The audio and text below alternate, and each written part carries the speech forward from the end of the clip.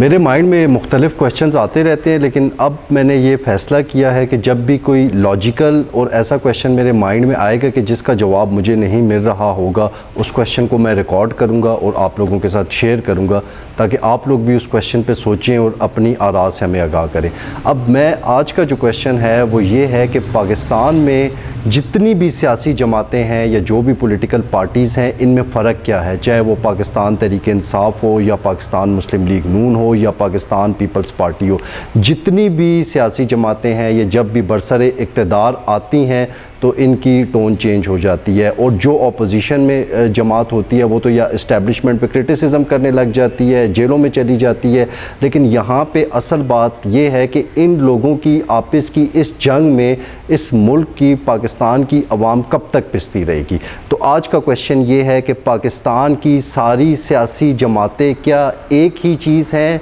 या इनमें कुछ फ़र्क भी है।